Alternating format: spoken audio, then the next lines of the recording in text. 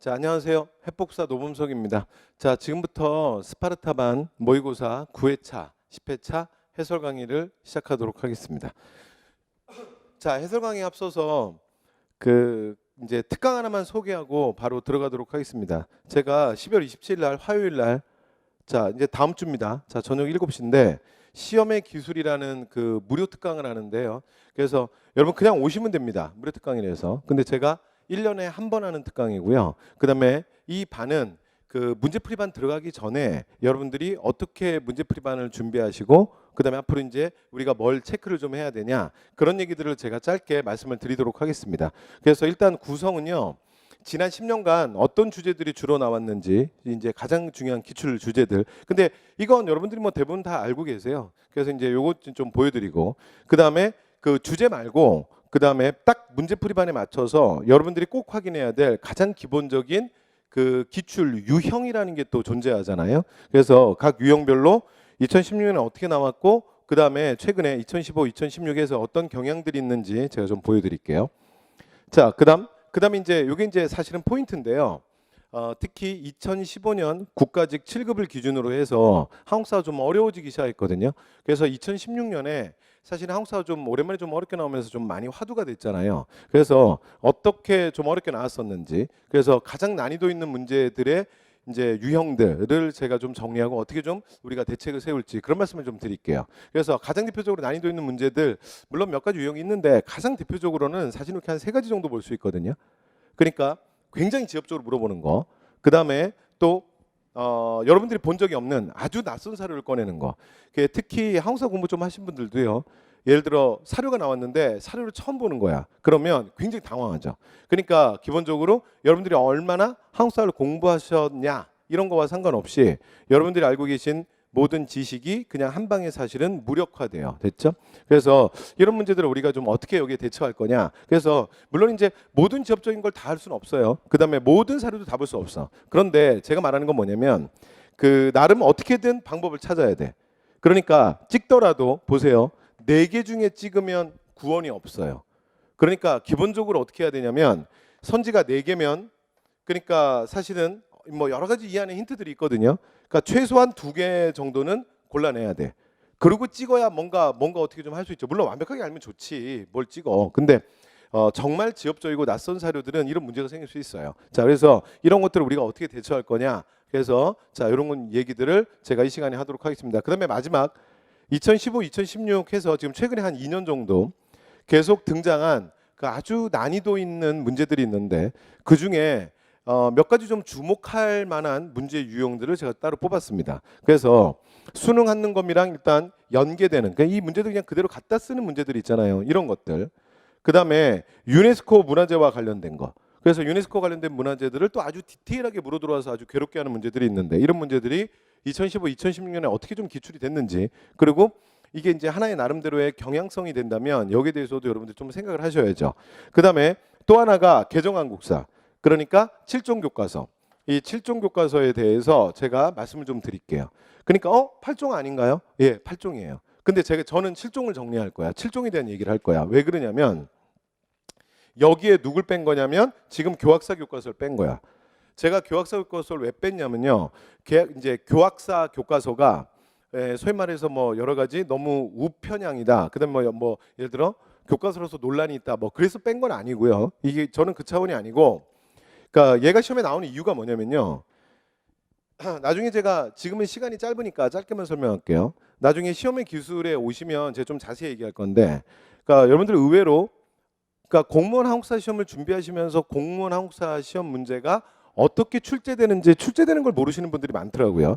그래서 공무원 시험은 수능이랑 달라요. 그래서 수능은 한 방에 문제를 내는데 공무원 시험은 3단계를 거쳐요.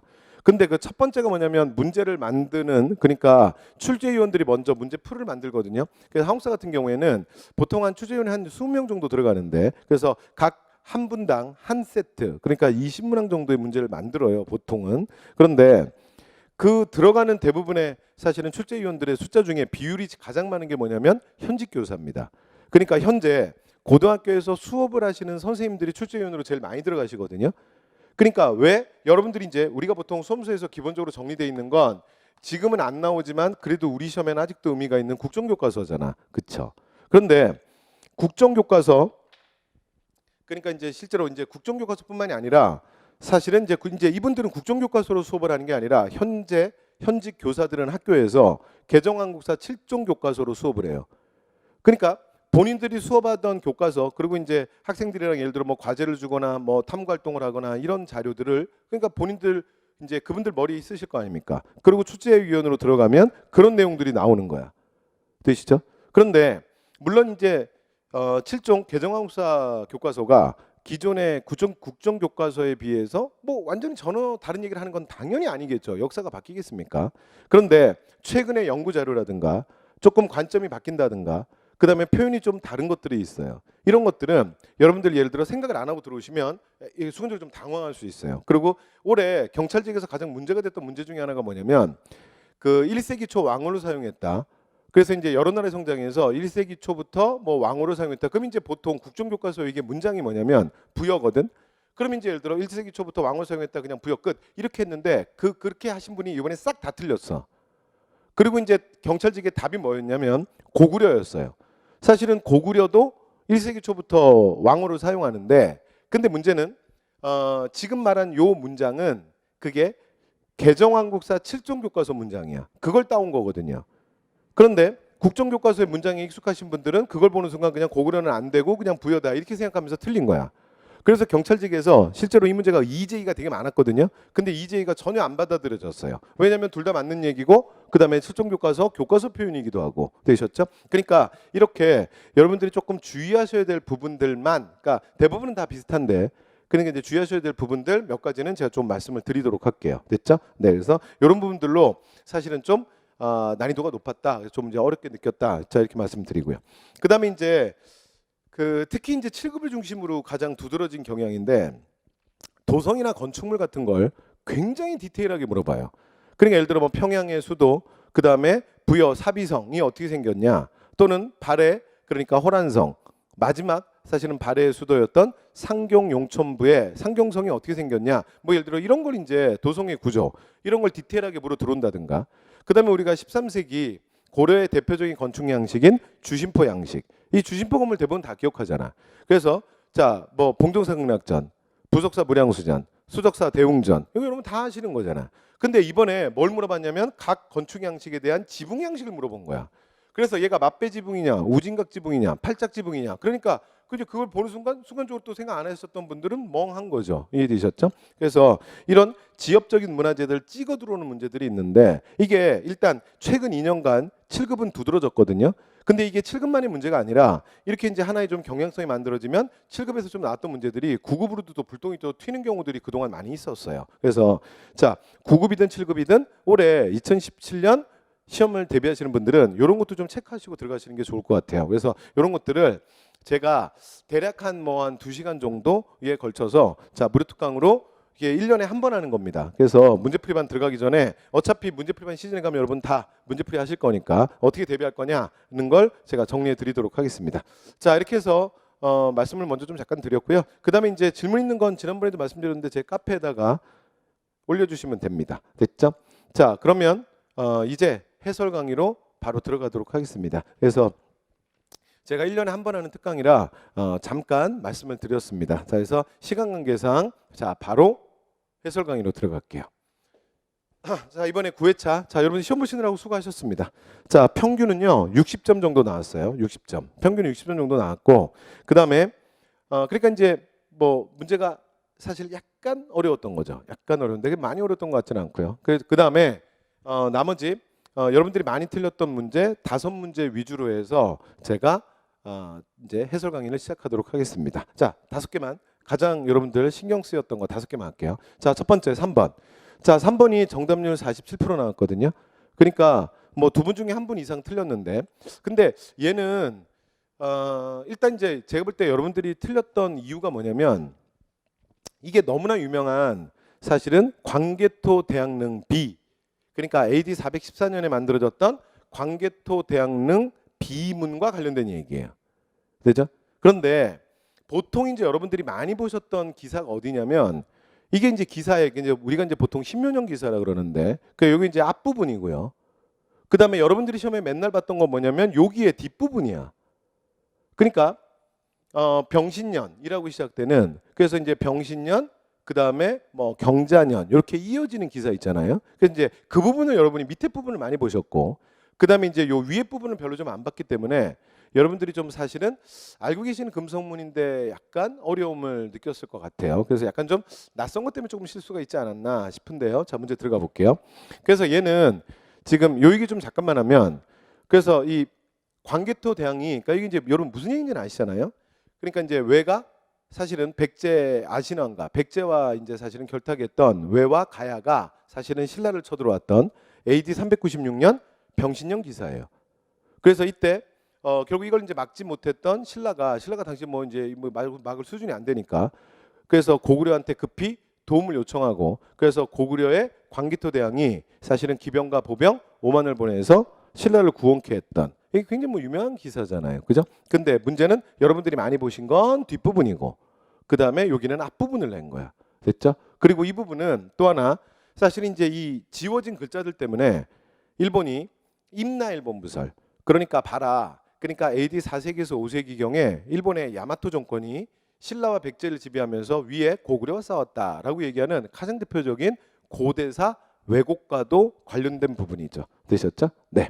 자, 그래서 이렇게 한번 눈도장 한번 찍어두시면 될 것 같고요.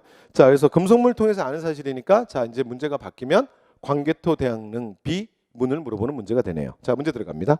자, 장수왕의 남진 정책의 결과 백제가 수도를 천도했다. 그래서 이 얘기는 더 나중 얘기잖아, 장수왕이니까, 그죠? 그리고 오히려 이런 얘기들은 뭐 중원고구려 쪽에 오히려 관계가 있으면 있었지 여기는 아니죠. 자, 그다음 신라는 김씨에 의한 왕위 세습. 여러분 이게 언제죠? 이 뇌물마리간이잖아. 그쵸? 그 다음에 자 백제가 수도를 천도한 건 이건 백제 왕 이제 기준으로 문주왕, 고구려 기준으로 장수왕이고, 그죠? 그러니까 이제 위의 내용이랑은 상관이 없지, 그쵸? 근데 이 문제는 여러분 이제 오답률이 좀 나온 게 3번을 건드리신 분들이 많아요. 자, 3번은 고구려 판도가 충주와 단양까지 확장됐다. 이거는 뭐냐면 중원 고구려비죠. 중원 고구려비. 그래서 자 광개토 대왕릉비와는 상관이 없어요. 그래서 정답 몇 번이다? 4번입니다. 그러니까 여러분들 이제 고구려의 당주가 뭐 주둔해서 내정에 간섭했다 이런 표현들이 조금 뭐 거슬릴 수 있는데 보세요. 이건 여러분 알고 있잖아요. 그러니까 원래는 AD 396년 병신년에 이 사건이 터질 때 신라의 왕이 누구냐면 김내물 이사금이잖아. 이건 뭐 제가 수업 시간에도 많이 말씀드리는데 신라의 역사가 반전의 역사야. 그래서 김내물 이사금 때 외의 공격을 받으면서 신라가 위기에 빠져요. 근데 사실은 이제 고구려의 도움을 받고 그리고 나면 고구려의 군대가 신라 땅에 주둔하면서 신라의 내정에 간섭을 하죠. 그러면서 어떤 일이 벌어지냐면 내문왕한테 힘을 좀 실어줘요. 그래서 힘을 실어서 어떻게 이제 바뀌냐면 원래는 이전까지는 박석김, 삼성 교립제였는데 자 이제부터는 누구만 왕실을 세습한다? 김씨만 왕위를 세습한다. 그리고 나를 더 이상은 이빨이라고 부르지 마. 내가 어딜 봐서 이빨이야. 그래서 자 이사금이 아니라 이제 호칭도 뭐라고 바뀌냐면 마립간이라고 바뀌죠. 그리고 또 더 나아가서 진안의 대부분의 지역을 차지하게 돼요. 됐죠? 자 이게 언제야? 바로 김내물 마립간 때 일어나는 일이지. 맞죠? 그리고 우리가 이 얘기하면서 사실은 이 이후에 고구려의 도움을 받았던 신라 땅에 그러니까 고구려 군대가 주둔하면서 내정에 간섭한다. 여기까지는 우리가 하잖아요. 사실은 그 내용이에요. 됐죠? 네. 그래서 정답 몇 번이었다? 4번이었습니다. 됐죠? 자, 그다음 문제 갈게요. 자, 그다음 이제 연표의 가나 연호와 관련된 건데, 자, 여러분 이제 여기가 이제 정답률 44%인데요. 여러분 이 부분 틀린 분들은 다른 게 아니라 이게 근현대사, 그 다음에 1차 가보기역, 2차 가보기역, 3차 가보기역, 광무개혁으로 이어지는 과정 속에서 이게 연호를 이제 꺼내놓고 그 다음에 내용을 물어봤기 때문에 여러분들이 이제 요 유형을 처음 보신 분들은 뭐 약간 당황했을 수도 있을 것 같아요. 그래서 조금씩 실수가 있었던 것 같고요. 자, 해볼게요. 첫 번째, 그 이 강서라는 건 뭐냐면요. 이건 당연히 뭘 것 같아요? 예, 청나라 황제입니다. 그래서 청나라 황제 강서제 연호, 강서를 우리가 사용하다가 그 다음에 청나라 연호를 버리잖아. 이게 무슨 사건이냐면 1894년 1차 가보개혁이죠. 그러니까 1894년 1차 가보개혁 때 우리가 청나라 연호를 버리고 뭘 써요? 개국이라고 하는 연호를 쓰는 거지. 여기서 말하는 개국은 뭘 얘기하는 거야? 당연히 조선 개국을 얘기하는 거예요. 그래서 1392년을 기준으로 해서 연도를 카운팅하면 돼요. 됐죠? 그 다음에 2차 가보개혁은 특징이 뭐냐면 연호가 없죠.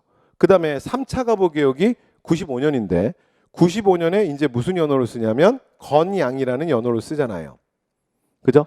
그런데 연호라고 하는 건 해 기준이니까 여러분 중간에 바꾼다는 거는 말이 안 돼요. 그러니까 연호는 항상 어떻게 되냐면 바꾸기로 결정을 하면 그 다음에 1월 1일이 되면 바뀌는 겁니다. 그러니까 건양이라는 연호를 사실은 3차 가보개혁에서 뭐 정하지만 적용은 96년 1월 1일부터 적용되는 거야. 개국도 마찬가지입니다. 됐죠? 네, 이렇게 되는 거예요. 자, 그리고 마지막 97년부터 1907년 보니까 여기 연호가 하나 더 있죠. 그럼 이제 여기에 들어가야 될 연호는 뭐야? 바로 대한제국 선포 이후에 고종이 발표하는 광무죠. 광무. 그래서 고종의 그 대한제국의 개혁을 우리가 뭐라 그러냐면 광무개혁이라고 하는데 그 광무개혁이라고 하는 이유가 연호가 광무여서잖아. 그죠? 그 다음에 마지막 여러분 융희 이거 꼭 기억하셔야 돼요. 자, 이 융희가 누구야? 고종의 강제퇴위 이후에 마지막으로 황제에 올랐던 순종 황제의 연호잖아. 그래서 특히 이 융이란 말을 기억하셔야 되는 게 그러니까 순종 황제는 여러분 사료 문제 나올 때 보면은요 융희 황제라고 나올 때가 있어요. 그러면 그 융희 황제가 누구 얘기하는 거야? 중국 황제가 아니야. 누구라고요? 대한제국 마지막 황제인 순종을 얘기하는 거예요. 되죠? 오케이. 자, 이렇게 해서 연호에 대한 얘기 좀 잠깐 했고요. 자, 그러면 이제 문제로 들어가 볼게요. 자, 시작합니다. 가번. 자, 가가 뭐냐면 지금 건양이라는 연호를 사용했던 건 언제라고요? 3차 가보개혁. 그러니까 3차 가보개혁 때 태양력 사용과 함께 시작되었다. 그럼 어때요? 맞는 말이잖아. 그렇죠? 왜냐면 3차 가보개혁에서 이제 이전에는 우리가 음력 달력을 썼잖아요. 그러면 우리 역사에서 양력이 사용되는 게 언제예요? 바로 3차 가보개혁이지. 근데 앞에서 말씀드렸던 것처럼 이런 연호나 시간의 카운팅을 할 때는요. 근데 기본적으로 어떻게 해야 되는 거야? 그러니까 해가 바뀌면 1월 1일부터 적용을 해야지.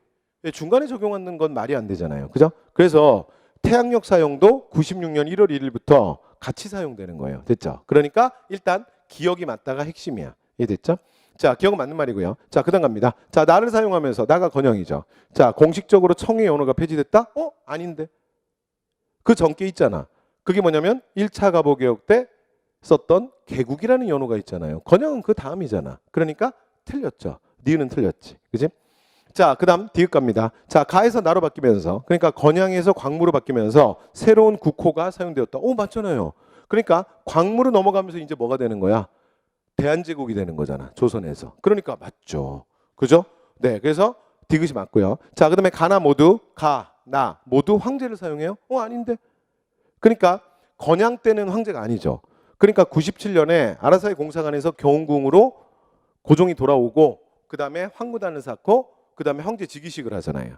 그래서 사만을 아우른다 대한, 황제 나라다 제국. 그래서 국어가 뭐로 바뀌는 거야? 이 시기에 대한제국으로 바뀌잖아. 그쵸? 그러니까 나는 맞지만 가는 아니죠. 그러니까 틀렸네요. 됐죠? 그래서 정답 몇 번이다? 정답은 기억과 디귿 2번을 고르시면 될 것 같아요. 됐죠? 네.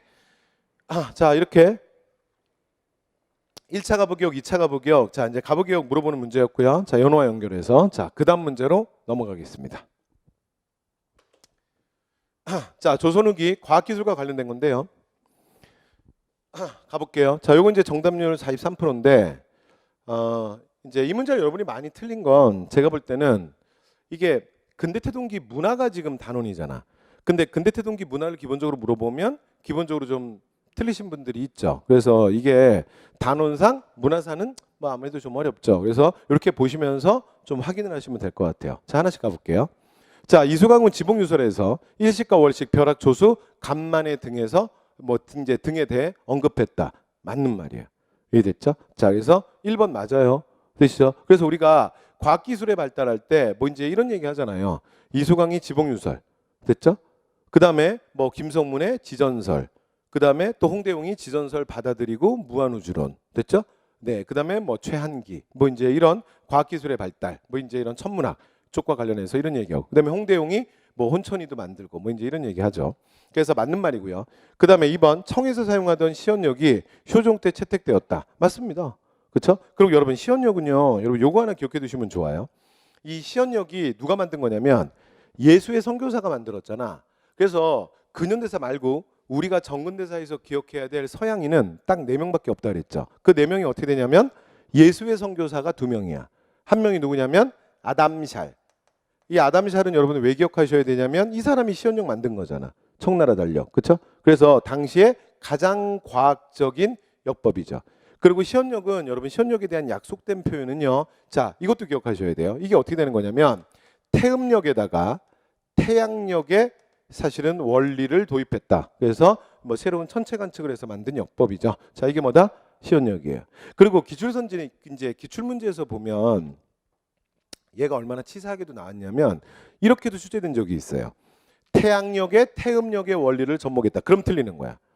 그러니까 기본은 태음역이고 태양역의 요소도 넣었다는 거야. 됐죠? 그리고 이 시언역은 굉장히 중요해요. 역법 중에 여러분 3개는 확실해야 돼.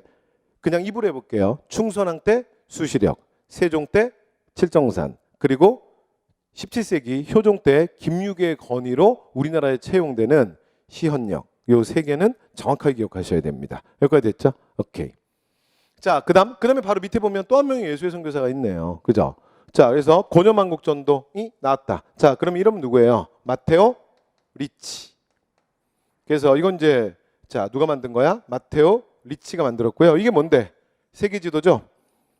그래서 실제로 마테오 리치가 만든 이 세계지도 고려만국전도가 국내에 전래되고 나면 그럼 이제 어떤 게 나타나는 거야? 보니까 우리가 그동안 계속 세상의 중심이 중국이라고 생각했는데 세계지도를 보니까 어때? 아니잖아요. 그냥 중국도 그냥 굉장히 넓은 전 세계에 그냥 하나의 땅에 불과한 거지. 됐죠? 그래서 중국 중심 세계관에 변화를 주는 거죠. 그죠? 그러니까 조선인의 세계관에 뭐 조선인 세계관이 확대됐다. 맞는 말이죠. 그렇죠? 자, 이렇게 해서 여러분 정대사에서 이게 둘 다 공통분모가 뭐냐면 예수의 선교사들이에요. 됐죠? 그래서 그리스도교 선교사. 그러니까 명나라 말기에 중국이 들어왔던 게 마테오 리치. 청나라 초기에 중국에 들어왔던 게 아담샬. 아담샬은 소현세자와 서신교환한 걸로도 유명한 사람이고, 그 다음에 마테오 리치는 이거 말고 수학서 중에 여러분 기하원본이라는 책이 있잖아요. 그러니까 유클리드 기하학을 한문으로 번역한 거. 그래서 기하원본이라는 책도 2012년 그러니까 그 9급에 한번 출제가 됐으니까 이것도 노트장 찍어두시고. 됐죠? 자, 그다음 정약용은 천주시리를 참고해서 거중기를 제작하고 아닌데 여러분 천주시리는 사실 이제 뭐 그 기독교 서적이잖아요. 그렇죠? 그래서 자, 거중기를 제작하는 건 이 책이 아니지. 천주시리가 아니라 뭐예요? 기기도설이죠. 기기도설. 그리고 여러분 기기도설과 관련해서는 말씀을 제가 하나 더 드리면 기기도설은 이것도 기억나면 좋을 것 같아요. 이 기기도설을 정약용한테 누가 주냐면 정조가 주지. 그러니까 거중기를 왜 제작하는지 기억나시죠? 왜 제작하지? 아, 수원화성 축조 때문이잖아. 그래서 1894년에 수원화성 축조로 들어갔던 정조가 사실은 이런 여러 가지 건축기간 단축과 관련해서 좀 네가 연구를 좀 해봐라 이러면서 정약용한테 책을 하나 던져줘요. 그게 뭐냐면 기기도설이라는 책이야. 그리고 이 기기도설은 사실은 뭐 중에 하나냐면 1776년에 정조가 즉위하고 나면 제일 먼저 했던 게 뭐냐면 청나라에서 고금도서 집성이라는 대백과사전 수입했던 거 기억나요? 그래서 이게 거의 뭐 5천 권이 넘는 책이잖아. 그래서 그 책 중에 하나입니다. 그래서 정조 때 엄청난 은을 주고 청나라에서 사왔던 고금 도서 집성이라는 책 중에 보면 기기도설이 있어요. 됐죠? 그래서 서양 뭐 과학기술 그다음에 그 뭐 이제 과학기술과 접목된 건축학 뭐 이제 건축 뭐 이제 이런 거와 관련된 내용이 들어있는 책이에요. 됐죠? 자, 그래서 정답은 기기도설이 틀렸으니까 천주시리가 아니라 기기도설이니까 정답 몇 번이다? 4번입니다. 됐죠? 네. 그래서 여러분들 이 문제는요.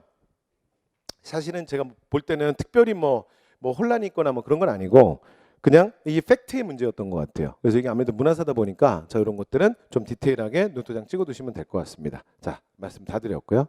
자, 그다음에 이제 19번 통일 문제인데, 자, 이제 이 문제 많이 이제 틀리셨는데요.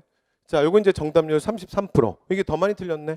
근데 얘는요, 다른 게 아니고요. 이 문제를 여러분들이 많이 틀리신 이유는 뭐냐면, 제가 볼 때는 얘는 아주 매력적인 오답이 있어요. 그래서 딴 게 문제가 아니라 그냥 선지 하나 때문에 틀린 거야. 그러니까 문제가 별로 안 어려워. 이거 별로 안 어려워. 문제가 어려운 건 아니고 여러분 보시는 순간 알았죠?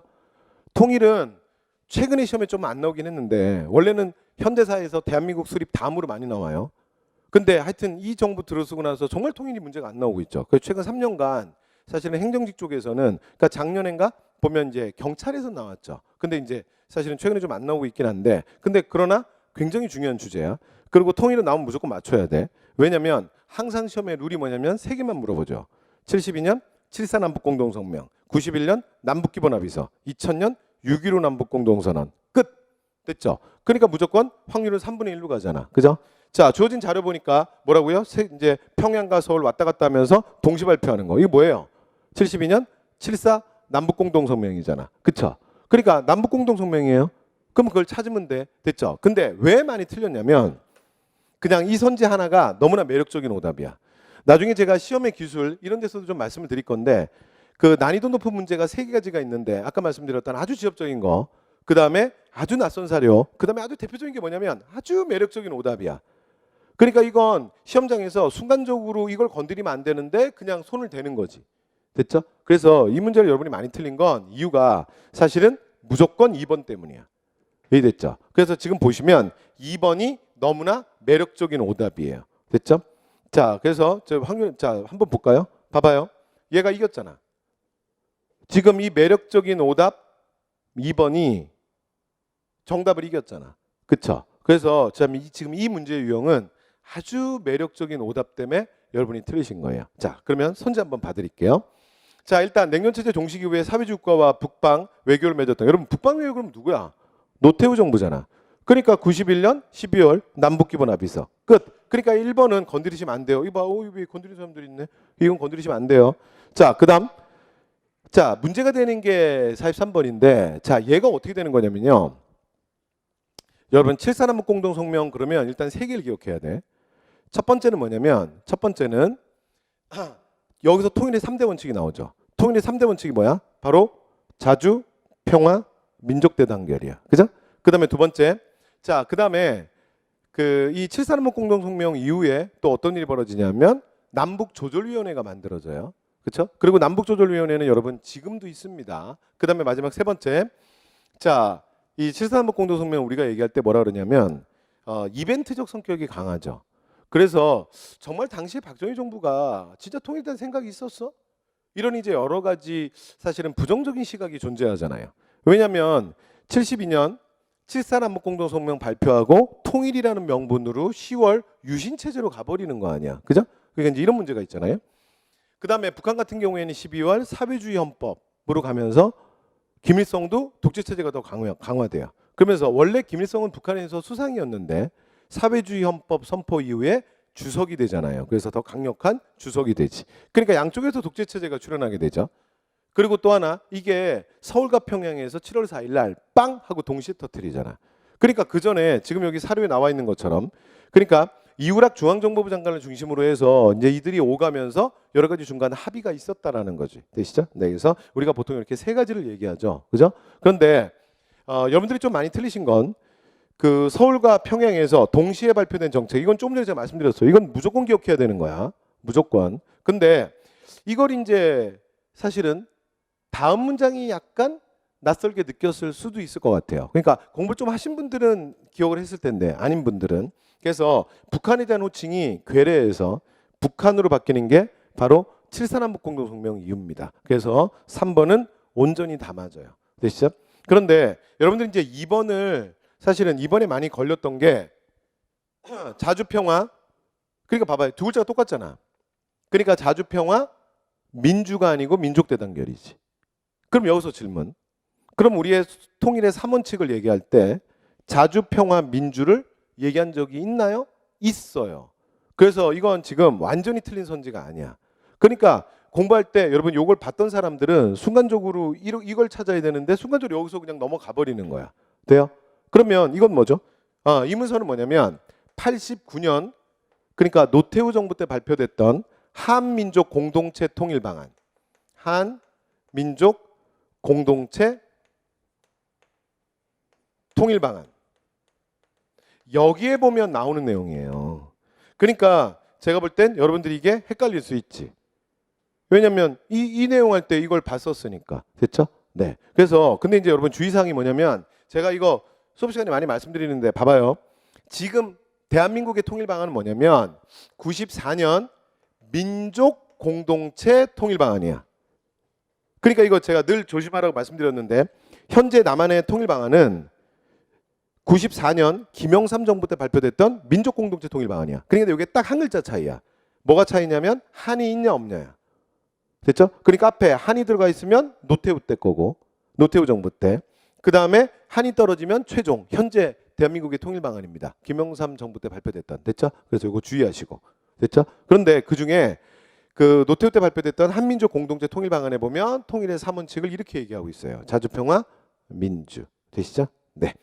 자, 이렇게 해서 이게 매력적인 오답 때문에 여러분이 틀리신 것 같습니다. 정답 3번이었고요. 자, 그다음 갈게요. 자, 그다음 20번. 다음 주장이 발표된 직후에 상황으로 가장 적절한 것 했는데요. 자, 이거는 여러분 이제 요 사료는 유명한 거라서 딱 부르시는 순간 알아야 돼요. 61년 5.16 군사정변 이후에 자, 박정희가 발표했던 사실은 혁명 공약이죠. 됐죠? 그래서 자, 5.16 군사정변 사실은 이 군사정권 안에서 발표되는 거야. 자, 들어갑니다. 7.4남북 공동성명의 발표에서 여러분 7.4남북 공동성명은 방금 전에 말씀드렸던 것처럼 이건 72년 유신 들어갈 때 얘기잖아. 그러니까 앞으로 이게 좀 거리가 멀어요. 자, 그다음 갑니다. 전국에 비상계엄을 선포하고 김대중 등 정치인들을 체포했다. 여러분 이렇게 말하면 뭐가 되는 거야? 이건 바로 12.12 사태로 정권을 잡았던 신군부, 그러니까 전두환을 비롯한 신군부가 80년 5월 사실은 서울의 봄에 대해서 그러니까 비상계엄을 선포하고 김대중을 이제 김대중, 문익환 이런 사람들이 배후 세력이다. 이러면서 5월 17일 날 이들을 전격 체포하고 계엄령을 전국으로 확대하잖아.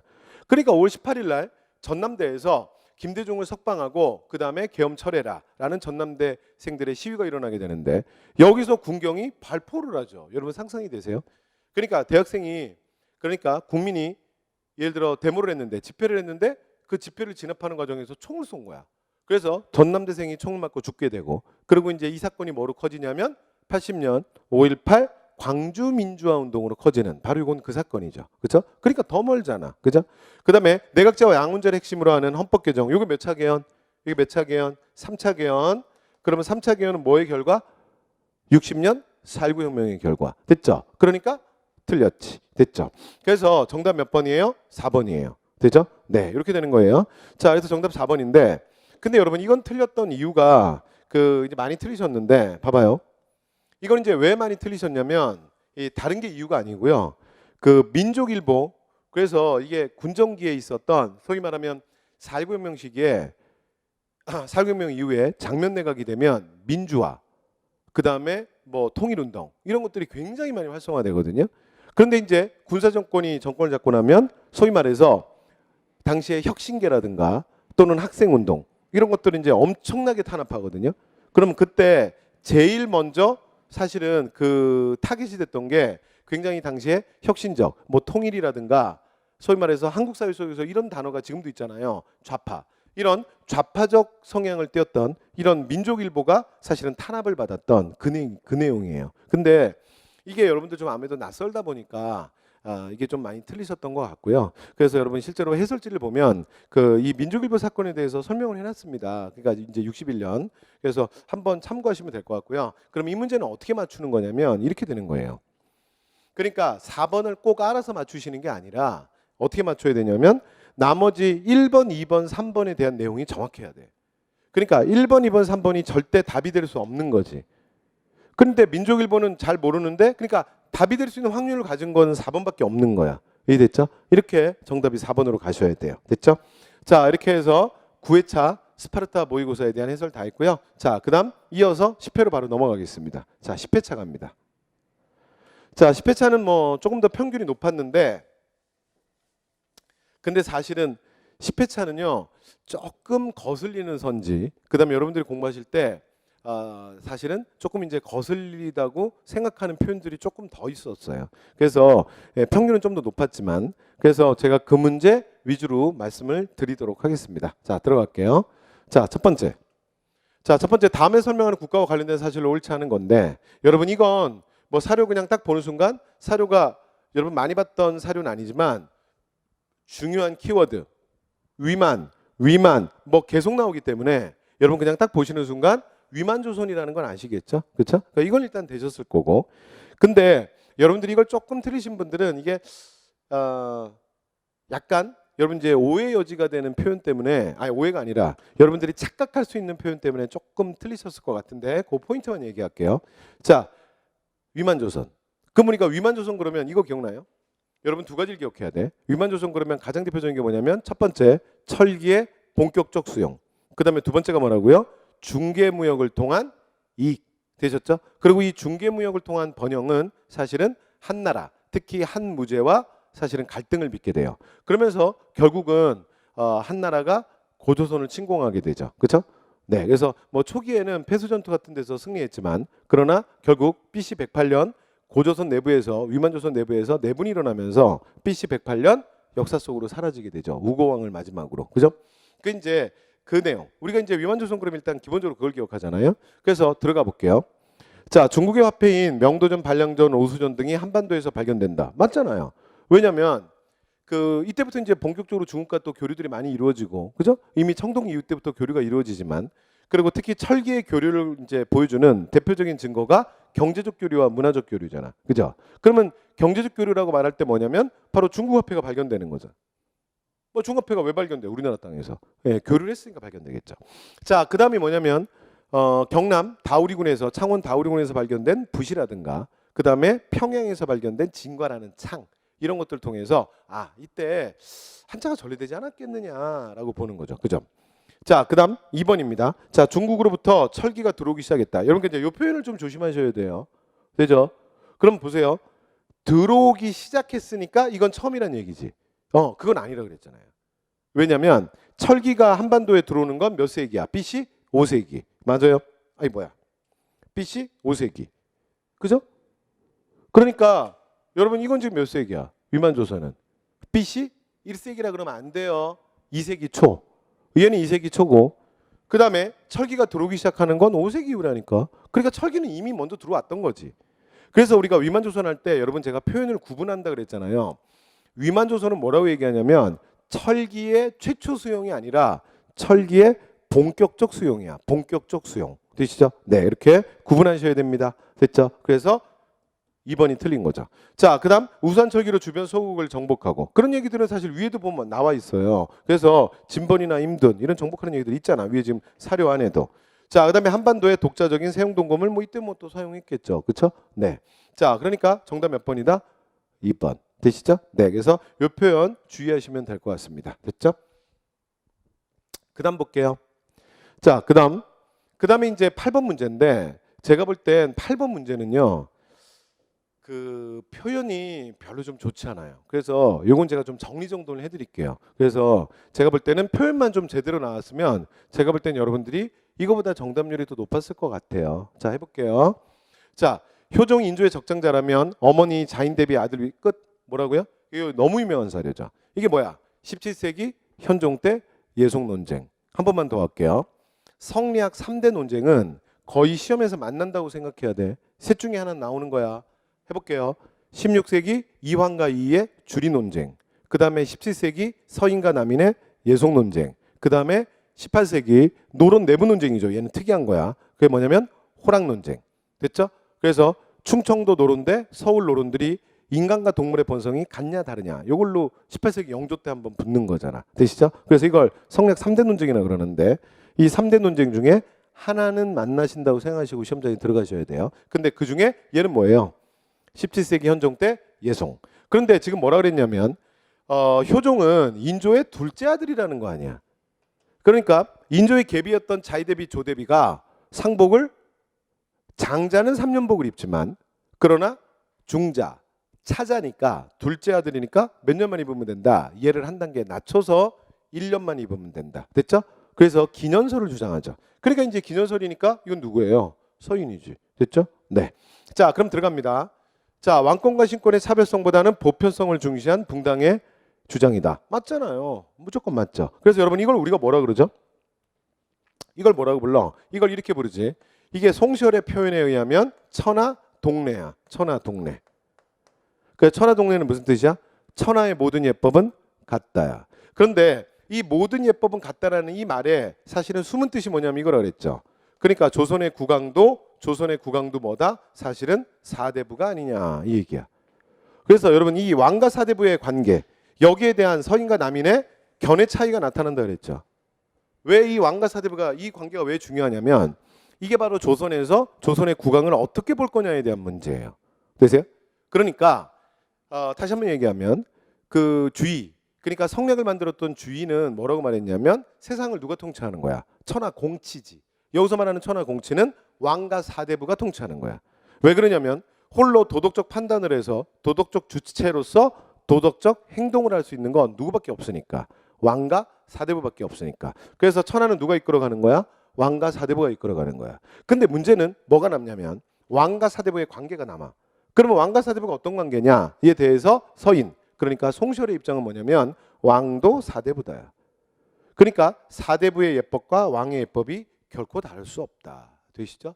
그러니까 어떤 사대부가 해서 장자가 죽어서 3년복을 입었는데 그러고 있다가 몇 년 있다가 차자가 죽었는데 또 3년복을 입냐. 그러니까 한 단계 얘를 낮춰서 기년복 1년만 입으면 된다 이거죠. 되시죠? 그러니까 뭐라고요? 왕도 사대부야. 되시죠? 그러니까 여기에 비해서 지금 남인들은 생각이 뭐가 다르냐면 왕자의 부동사서지. 그럼 왕자의 부동사서의 핵심은 뭐냐면 이거죠. 왕은 뭐가 아니다? 왕은 사대부가 아니다야. 이게 핵심이죠. 됐죠? 왕은 뭐라고요? 사대부가 아니야. 그 왕은 뭔데? 왕은 뭐냐면 왕은 천명의 대행자야. 그래서 왕은 누가 세운 거야? 하늘이 세운 거지. 이게 바로 천명사상이야. 됐죠? 그래서 이 주장이 누구라고요? 남인이야. 그러면 서인은 뭐라고 얘기하는 거야? 아니야. 그런 게 아니야. 조선은 사대부가 이끌어가는 거야. 그러면 왕이란 건 뭐냐? 바로 사대부의 대의에 의해서 사대부가 세운 사대부의 대표야. 그게 바로 왕이지. 그러니까 왕도 사대부 중에 한 명이야. 이렇게 보는 게 누구라고요? 서인. 아니야. 왕은 특별한 존재야. 이게 뭐라고요? 남인. 여기까지 되셨죠? 네. 자, 그러니까 지금 보세요. 그럼 이 말을 그대로 풀면 되죠. 왕과 사대부의 보편성을 중시한 게 누구라고요? 서인이라고요. 지금 위에 사료가 서인이잖아. 맞는 말이네요. 한 번만 더 해볼게요. 그러면 남인으로 표현하면 뭐라고 말해야 돼? 이렇게 말해야지. 왕과 사대부의 차별성을 강조한 거죠. 이해되시죠? 오케이. 자, 그래서 기억 맞습니다. 자, 그 다음에 니은 갈게요. 재정 안정을 위해 수세자원의 확보보다는 수치체제의 완화를 주장했다. 여러분 이건 기억하셔야 돼요. 남인은 항상 시선이 어디에 꽂혀 있냐면 항상 시선이 향촌사회에 꽂혀 있어. 남인의 가장 중요한 키워드는 향촌사회의 안정. 이걸 항상 얘기한다는 거야. 그러려면 사실은 국가가 세금을 너무 많이 걷으면 안 된다. 그러면 향촌사회에 내려오면 사람들의 삶이 너무 힘들다. 됐죠? 그러니까 남인들은 항상 이거 주장하는 거예요. 됐죠? 네, 그러니까 이걸 건드리시면 안 돼. 잘하셨습니다. 자, 그 다음에 디귿은 조난주제 명문론에 입각해서 명에 대한 의리 맞잖아요. 대명의리론 맞지? 그래서 이게 또 뭐야? 광해와 북인을 쫓아낸 서인들의 명분이기도 하잖아. 그냥 디귿은 일단 무조건 맞고요. 그죠? 그 다음에 여러분 지금 이게 그러니까 제가 볼 때는 이게 정말 어려운 문제는 아닌 것 같고요. 답이 이렇게 나눠진 거거든. 2번, 4번. 한번 볼까? 그래서 틀리신 분들은 다 지금 이거야. 2번 때문이잖아. 2번. 그지? 그러면 결론은 뭐냐면 리을이 맞는 말이냐 틀린 말이냐야. 그걸로 나눠줬잖아. 그쵸? 그런데 제가 볼 때는 여러분 그냥 이건 맞는 문제로 하셔도 될 것 같아요. 그러니까 이게 지금 이게 제가 만든 문제는 아닌데 여러분 얘가 지금 제가 볼 때는 오타로 보여요. 그래서 숭용 사림이라는 말이 뭐죠? 저도 모르는 단어인데 그냥 제가 볼 때는 이 단어가 산림을 말하려고 했던 것 같아요. 그래서 붕당의 연합 정치를 하고 그러니까 붕당 간의 정치를 그러니까 서인들이 주도하는 거잖아요. 인조반정 이후에. 그러면서 이들이 공존의 룰을 깨지 않았잖아. 그죠? 그래서 남인과 연합 정치 하잖아. 초기에. 그죠? 그런데 물론 나중에는 이제 서인들이 약간 독재 체제로 가요. 그런데 이때 이들이 얘기했던 게 뭐냐면 산림을 숭배하고 그 다음에 사실은 좀 적극적으로 중용해야 된다 이런 얘기잖아요.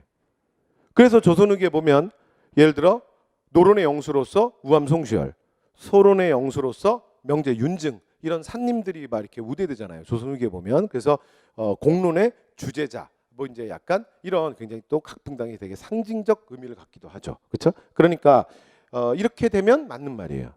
그런데 지금 이 단어가 너무 좀 이상해 보여서 요것 때문에 리을을 건드리지, 그러니까 고르지 않으신 분들이 있으신 것 같아서요. 그래서 자, 이 문제는 얘 때문이니까 여러분 뭐 잘하셨습니다. 됐죠? 이게 좀 오타로 보여요.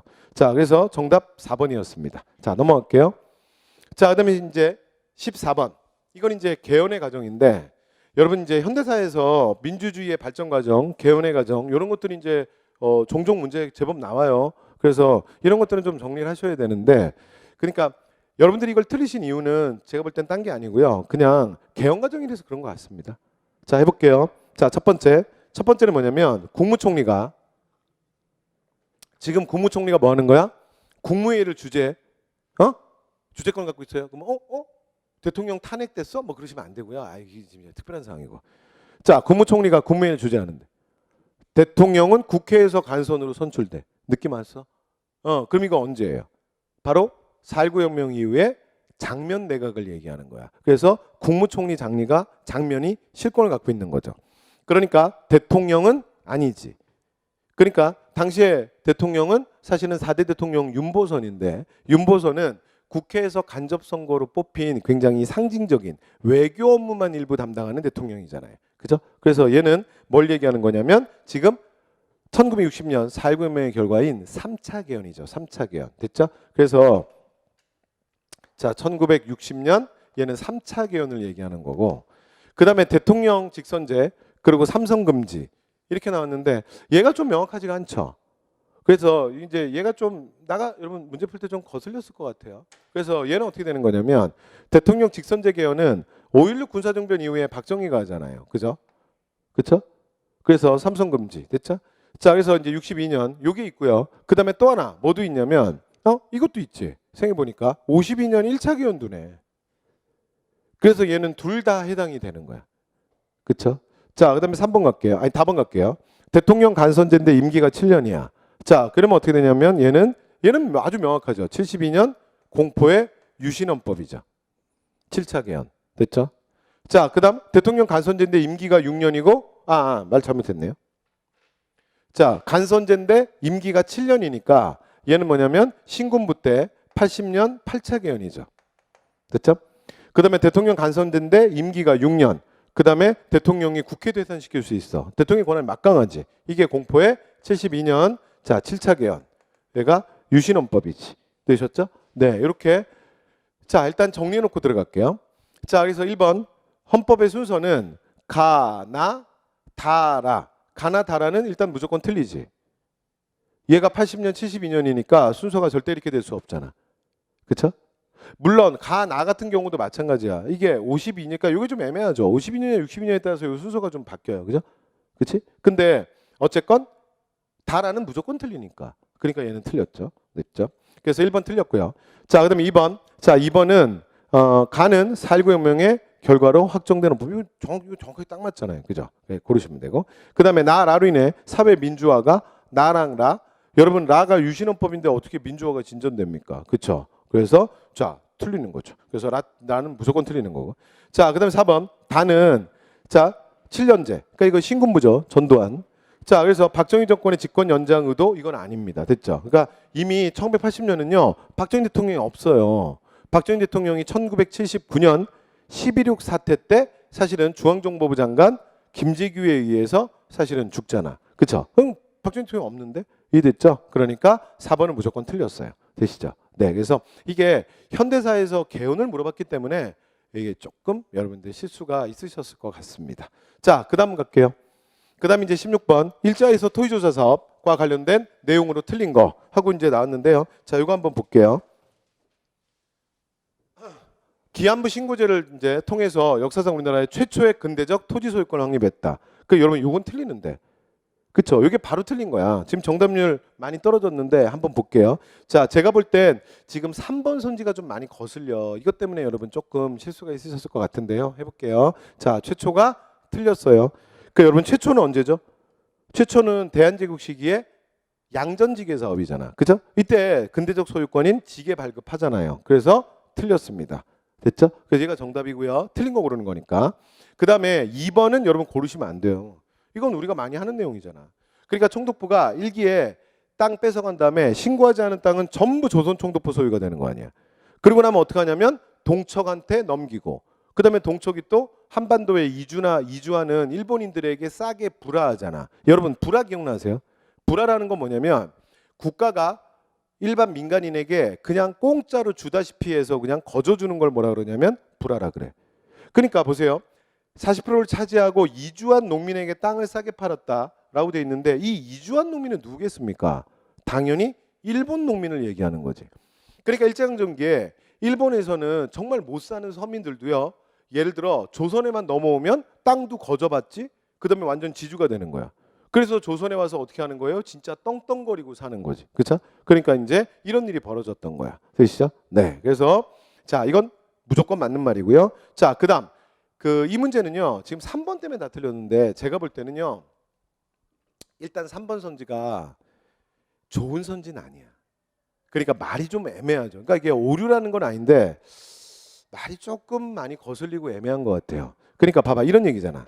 마을이나 문중의 땅은 우리가 이렇게 배우죠. 또는 종중의 땅은 신고의 주체가 불분명하잖아. 왜냐하면 예를 들어 마을의 공유지를 누가 신고합니까? 이장이 신고해? 아니 이장이 대표지 무슨 뭐 그 땅의 주인이야?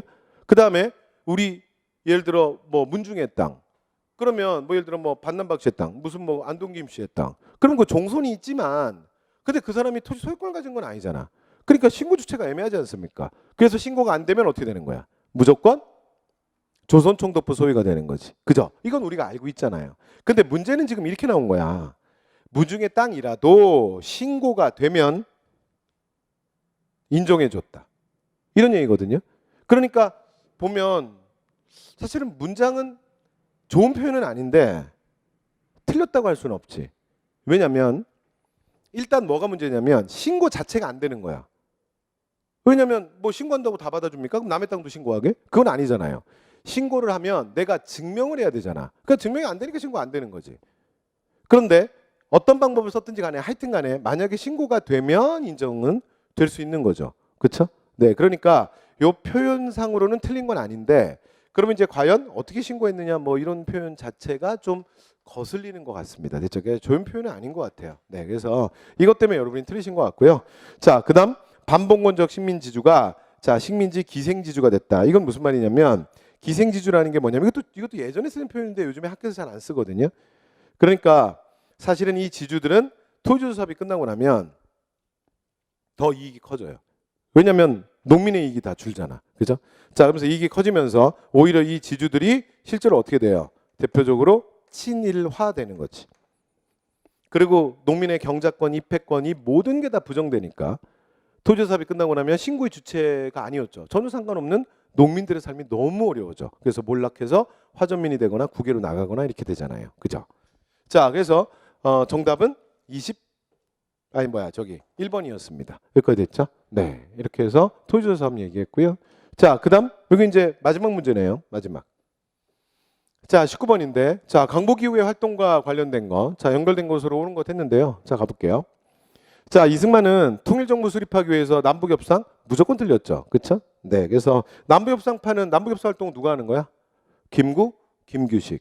여러분 이게 누구랑 헷갈리냐면 그 통일정부 수립을 위한 최초의 움직임이었던 좌우합작운동이랑 구별하셔야 돼요. 좌합작운동은 누구야? 좌합작운동은 여운형, 김규식. 남북협상 활동은 김구, 김규식. 이게 김규식이 또 공통분모이기 때문에 순간적으로 헷갈릴 수 있어요. 조심하셔야 되고. 이승만은 전혀 아니죠. 그리고 이 과정에서 이승만은 분단을 주장했고 김구와 완전히 결별하는 게 바로 이 문제 때문이잖아. 그렇죠? 오케이. 그래서 틀렸습니다. 자, 그다음 김구 갈게요. 건준이에 참여했고 이거 바로 틀렸어요. 여러분 반탁은 맞아요. 근데 건준이에 김구는 참여 안 하죠. 그래서 건준이를 주도하는 건 여운형 그리고 그 다음에 안재홍이죠. 그래서 여운형, 안재홍 등 중도파들이 주도하는, 그러니까 광복 이후에 실질적 정부 역할을 했던 게 건준위잖아요. 여러분 지금 이 주제는요. 대한민국 수립에서 나온 거잖아. 현대사의 출제율 1위야. 대한민국 수립은 문제가 디테일하고 어렵게 나와도 맞춰야 돼. 왜냐하면 대한민국 수립은요. 무조건 한 문제야. 그래서 여러분 무조건 만날 거야. 이해되시죠? 제 말이 맞는지 틀리는지 시험장에 들어가 보세요. 자, 그래서 김구는 건준이에 참여 안 합니다. 그래서 이 부분이 틀린 거예요. 됐죠? 그래서 2번도 틀렸네요. 자, 그다음에 3번 갈게요. 여운형이 민족 자주연맹을 결성하고 자합작 운동을 전개했다. 여러분 이것도 마찬가지야. 뒤에는 맞습니다. 아까 자합작 운동이랑 남북협상파 헷갈리면 안 된다 그랬지. 자합작 운동 누가 주도해? 여운형, 김규식. 됐죠? 그런데 뭐가 틀렸냐면요. 앞에가 틀린 거야. 민족 자주연맹은 사실은 누구와 관련된 거야? 이건 우사 김규식이잖아. 그렇죠? 그러면 여운형의 정당은 뭐죠? 여운형의 정당은 근로인민당이지. 됐죠? 근로인민당. 그러니까 나중에 이름 바뀌기 전에는 조선인민당이라 그랬고. 됐죠? 네. 그래서 자, 여운형의 정당이 아니라 누구다? 민족자주연맹은 김규식이야. 그래서 틀렸어요. 됐죠? 자, 그다음에 김규식 미군정의 지원을 받아 남조선 과도 입법 의원 의장으로 취임한다. 맞잖아요. 이게 언제죠? 46년 12월이야. 여러분 이거 기억해야 돼. 자합작 운동은 일단 1, 2, 3, 4가 있는데 일단 세 개는 정확하게 기억하셔야 돼요. 해볼게요. 자합작 운동이 언제예요? 46년 7월. 자합작 위원회가 만들어지지. 그러면 자합작 7원칙이 발표되는 건 언제야? 그건 10월이야. 그 다음 남조선 과도 입법 의원이 뽑히고 의장이 뽑히는 건 언제야? 이건 12월이야. 그 다음에 남조선 과도 입법 정부가 그러니까 과도 정부가 만들어지는 건 언제야? 그건 다음 해로 넘어가야 돼. 47년이야.